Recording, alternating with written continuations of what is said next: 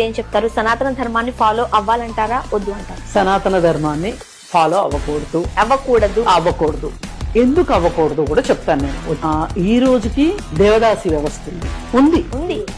ఇప్పుడు కొన్ని కులాల్లో ఇది ఉంది, ఈ ఆచారం ఉంది. మరి దేవదాసి వ్యవస్థ దేవుడికి కానుకగా ఇచ్చే విషయం ఏదైతే ఉందో అది మన అమ్మాయికి అయితే ఒప్పుకుంటామా? మీ అమ్మాయినైతే మీరు ఒప్పుకుంటారా? ఇప్పుడు ఎవరైతే సనాతన ధర్మం కరెక్ట్ అని చెప్తున్నారో వీళ్ళు ఎవరన్నా ఒప్పుకుంటారా? వాళ్ళ కుటుంబాల్లోంచి ఇస్తారా? మరి నిజంగా అది దేవుడి కోసమే కదా ఆ బిడ్డను సమర్పించేది, దేవుడికి కానుకగా కదా. మరి మీరు కూడా దేవుడికి కానుకగా సమర్పించండి. 56 నుంచి 59 వరకు కనుక చూసినట్లయితే ఒక బ్రాహ్మణుడు ఒక ఆదివారం పూట మీ ఇంటికి వచ్చి మీ అమ్మనో అక్కనో చెల్లినో ఎవరినైనా చూసి నాకు కావాలి అని అంటే ఆపకూడదు.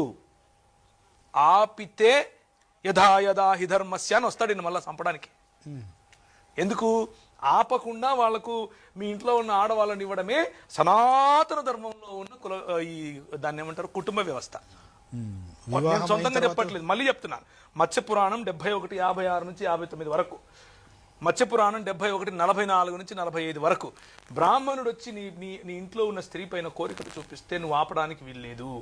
నువ్వు అతనికి నీ భార్యనైనా నీ అమ్మనైనా నీ అక్కనైనా నీ చెల్లినైనా ఇవ్వాలి. ఇది నువ్వు చెప్పే కుటుంబ వ్యవస్థ. మాకు దీని నుంచి బయటకు వచ్చాం కాబట్టి సుఖంగా ఉన్నావు. నువ్వు మళ్ళీ అక్కడికి పిలుస్తున్నావు మమ్మల్ని.